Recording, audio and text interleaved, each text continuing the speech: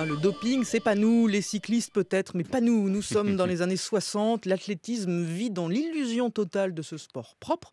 Le compteur est à moins de 50 ans. Oui, on est en décembre 1965 et quelques mois plus tôt a été votée en France la première loi antidopage ou plutôt anti-doping, comme on disait alors. La loi Mazo, c'est son nom, a surtout été pensée pour empêcher l'absorption de produits dopants par les cyclistes qui sont déjà particulièrement montrés du doigt. À l'époque, il s'agit essentiellement d'amphétamines et de corticoïdes. En 1928, l'IAAF, la Fédération internationale d'athlétisme, a été la première fédération sportive internationale à interdire le recours à des substances stimulantes et on considère dans les années 60 que l'athlétisme est en effet à l'abri.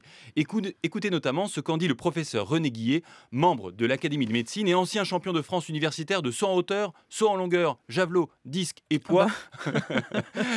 Mais à l'eau claire, Multitasker. rien que ça. Docteur, est-ce que le fait de prendre un doping augmente-t-il chez un sportif ses capacités? Mais je crois que vous avez posé la véritable question. Lorsque j'ai fait avec un groupe de médecins sportifs lyonnais cette étude sur le doping, j'ai été frappé par le fait qu'il n'y a vraiment pas de démonstration scientifique de l'efficacité d'un doping. Ou si vous voulez, pour parler plus simplement, si vous sautez 1m90 en hauteur, vous pourrez prendre tous les dopings du monde, vous ne passerez pas 1m95. Ah là là, c'était bien le mythe du sport donc dans lequel le doping serait inutile, déjà en marche au milieu des années 60. Oui, et un an plus tard, la star des stars françaises, Michel Jazzy, vice-champion olympique à Rome en 1960, champion d'Europe, n'a aucun doute concernant le dopage dans son sport. Michel, vous savez comme moi que l'affaire du doping est d'actualité. Qu'en pensez-vous ?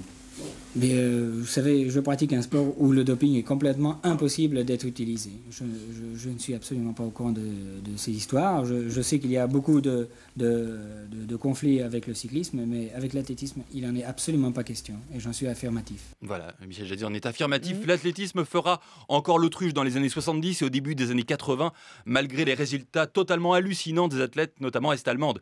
Il faudra le choc Ben Johnson, convaincu de dopage en finale du 100 mètres des JO de Séoul en 1988, pour que le dopage dans l'athlétisme soit enfin affronté, mais loin d'être vaincu.